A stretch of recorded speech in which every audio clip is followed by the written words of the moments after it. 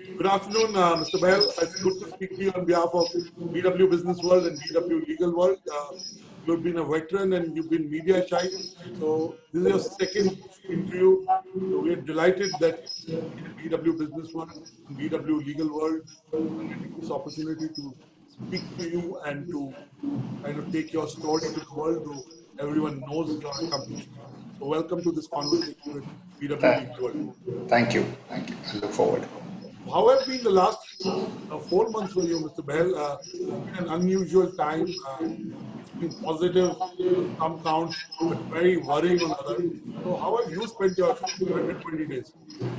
Well, actually, it's funny you should ask the question. I have viewed this 4 or 5 months as a sense of great optimism for the simple reason that I think that we as a nation, barring of course some exceptional circumstances, and I've written an article on this also, which I'll be happy to share with you after this. But I found that, the resilience that the nation has shown collectively, given our diversity, our disparity, given the surprise which we were all hit with, the whole nation has performed in a manner which is actually a surprise. Look at it in the sense of today we are speaking to each other. That means somebody is giving us electricity and has been all this while. The internet, somebody is providing the internet. Khana mil raha hai. Food prices haven't gone up. Basic issues have remained. And I was when I was having a call with my team just the other day, all of them, my entire partner group, and then all my associate group. I was telling them, I said, just think that if I had 5 months ago, one afternoon called the whole office and said, I've decided that for 4 months we'll work from home, you would have all thought Mr. Behl's gone mad. कि ये तो AZB को बंद कराने वाले हैं कि ये घर से काम करने वाले हैं. And even if we had planned for it, everybody would have been skeptical. Here, we've been thrust into an unplanned situation.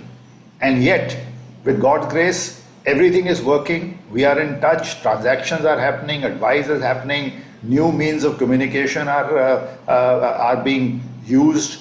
And the whole process is actually pretty seamless. And I had, just to share with you, Anurag, I had over the last 4 or 5 years, I've practically cut down my business travel to the bare bone minimal. Bare bone minimal. So whenever somebody calls me, I always tell them, I said that I am delighted because this has always been my model that why do I need to travel? I've done my share of traveling over the years, 10 months, in a year, every month doing 5, 6, 8, 9 trips, enough. There's a great team out there, but why can't we do more without having to travel? So when I look at the last 5 months or the last 4.5 months, as professionally, personally, and from a macro picture, I see this as a very important event, which has shown us collectively, whether it's us, the whole ecosystem, that we can manage against crises which are unprecedented and which are affecting the whole world. As you know, I also have a hotel in Goa where I am currently, and my hotel is closed. And dealing with that, my children run it, dealing with they had built a beautiful brand, lots of fantastic clientele, and then suddenly for them to, deal with this issue, how we have to handle with our team here, our staff here with zero income for the last 5 months. So it's been, everybody has to do his or her bit. So as I said, business-wise, I think it's been fine. Clients have been superb in terms of their continuing support, and matters have been going on. But so to answer your question, I think it's been a great learning, and there's a lot of positives to take away from that learning. I don't see it as a negative. I see it as positives, learnings, something that is going to teach us a lot of things which we never expected we would have to confront ourselves with. Thank you, Mr. Behl, for being optimistic and utilizing the constraints to be able to deliver whatever you have to deliver and looking at the positives. Now, I keep saying in good times you should advertise, in bad times you must. Similarly, we took this to the legal profession. Good times you need legal advice. You're hiring, you're doing M&A, you're expanding. But in bad times, legal advice even more. Tell us, will the litigation post-COVID go up? I'm not sure. I don't see, there are, to my mind, the major part of litigation, which is, arisen from force majeure, interpretation of contracts, a lot of that has already taken shape. So I don't expect COVID per se to necessarily create more litigation. by itself. There will be some which will be related, as I said, to frustration of contracts, non-performance, and so on and so forth. But I think by and large, those issues have more or less got crystallized. So I am not expecting that litigation will, go up significantly. The impact of COVID may cause litigation. So, for example, with companies struggling, with the markets, with cash flows drained, the issue of lenders having to take greater cover, the issue of promoters being stressed because of their pledges and so on and so forth, that impact, to my mind, is a more significant impact. And that will obviously lead to some litigation, as you've already seen that litigation has already commenced on those issues where lenders have tried to sell shares of promoters, etc. But other than that, I don't think on a broader base this is going to give rise to too much litigation. It's going to be the stress factor to the extent there is the unprecedented stress which may cause some incremental litigation. But on the flip side, because your courts are not functioning, there are limitations on the court's ability to do it electronically. So on the one hand, there will be a contraction as well in terms of the ability to litigate, in terms of the ability to, even though the courts are doing a fantastic job. So overall, I don't think that there is going to be any major impact, positive impact on litigation. Okay. And, when the lockdown happened, it was the year end, the financial year end. So lots of law firms announced bonuses because they were from the previous year. They announced promotions. I hear in the last few weeks, some major law firms are thinking of cutting down workforce, scaling down operations. Do you see this as a possibility with the economic activity having slowed down, or do you think that's not going to happen? Specifically, what is your outlook on how AZB is going to be going forward? Right. Yeah, I'm, as you know, because I'm also media shy, I'm also very shy about making any broad comments about others. I focus on what is important for AZB and I focus on ourselves. Speaking for ourselves, we have never, really engaged in extraordinary hiring for the sake. We've always, for the sake of hiring, we are very careful with our hiring, and whoever we have hired, whoever is working with us, at this point of time, we see absolutely no reason for me to even, thought even hasn't crossed my mind that people will be asked to leave, because I don't think it's going to happen with God's grace.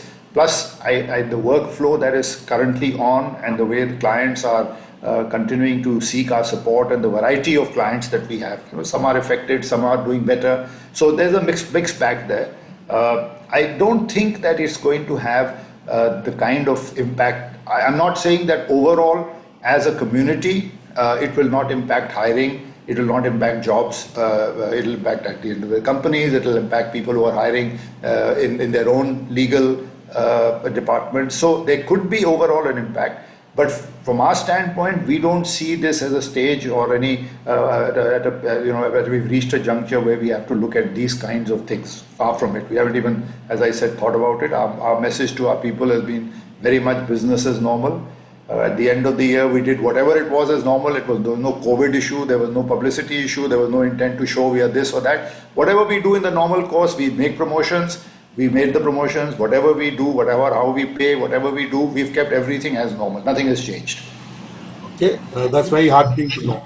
Now, AZB is strong individuals, three stalwarts, if I may call, in their own right, very strong personalities. And when you advise entrepreneurs, you know that the co-founder dynamics matters, right? If the partnership has certain. Tell us, how have you managed the roles within AZB between you, Ms. Modi, and Behram? Tell me, why has AZB stayed, so to say, at the forefront of being India's top legal firm? Well, first of all, ours is a very extraordinary relationship where a professional relationship has become a very personal relationship. So, the fact of the matter is that Zia, Behram and I are personally very close to each other, which is a bond that has got built over the years, and it's got built through work, but it's not transcended work. So that it makes life much easier when you are friends to be able to interact and deal with each other. Number two, by the time we merged, we were already we had been there. You know, it's not. Sometimes you merge too early, then everything is a concern. You know, every small issue becomes an issue. My view, your view. We were beyond that stage. So our basic approach to our respective operations is that we are wedded. We are one firm, right across our offices. I think the interaction amongst our partners is absolutely superb. They seamlessly operate across the firm. I work with partners across many firms. Partners in Delhi work with partners in Bombay. They'll work with Zia. They'll work with people in Bangalore. They'll work. So it's very seamless. So that headache from our point of view of having to make the firm work together and get together. Our team had told us right in the beginning we are all friends because a lot of them are from common colleges. So please don't worry about that. Secondly, we've all run our own offices before we merged.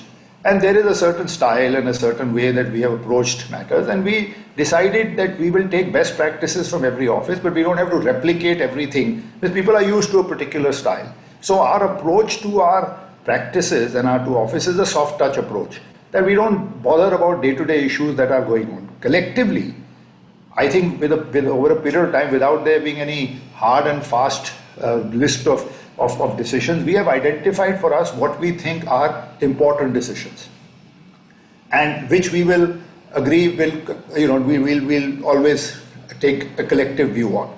That doesn't mean we won't talk about other issues. Zia and I speak maybe 10 times in a week, or maybe 5 times sometimes in the same day. It could be a small issue, it could be a big issue. So it's not that we certainly exclude X, Y, Z. Whatever we want to talk about to each other, we'll talk about. But certainly at certain decisions, we will make sure that we have a very collective decision. That doesn't mean that everybody has to always agree on everything. We all have to learn. Sometimes I may have a view on a matter. I'm not talking about anything significant, but you have an opinion. But we always agree that, listen, at the end of the day, if this is good for the firm, even if I have a view, let's test it out. Let's think about it. Let's move on. After 1 year, we can always, do a reversal if we don't think the decision goes well. So that kind of thing. So I'll give you an example. So when we take a huge tax team that we bring on board, like Deepak came on board with an entire team from PDS, of course that is the decision we will jointly discuss. So we open a new area of practice for our forensic, for example. Of course we'll discuss that, and many more. So bottom line is, we are very, very very connected with each other. That's one basic issue we took on board. Number 2, we have always quelled rumors in a very simple way. There'll be people who will, come and tell me, we heard this and we've heard that. So invariably what Zia or I will do is we'll put each other on the phone, and without telling the other person, we'll put ourselves on speaker. And so our team is sitting there and we are saying, by the way, there's a rumor floating around, and we laugh, and in 5 minutes that whole issue gets diffused rather than us trying to explain the issue. So what are the rumors like? No, there used to be, not anymore, but in the early days, how it is, कि यहाँ हो गया जी, झगड़ा हो गया है, firm separate, all this nonsense, people used to play all these things. And then I realized that, we are not going to listen to anybody. So now what we used to do is somebody in my team has brought something, he said, we heard this. I said, 1 second. I just called Zia, put her on the speaker. I said, by the way, आज की नई ताज़ी, ऐसे हम बात करते थे, आज की नई ताज़ी. But अब तो पिछले 5-6 साल, 8 साल के बाद खत्म हो गया. अब तो I don't think people think this is worth talking about any longer, which is good. But all I'm saying is, this is how we decided that, anything that comes up, nothing to be shoved under the carpet, just close it out.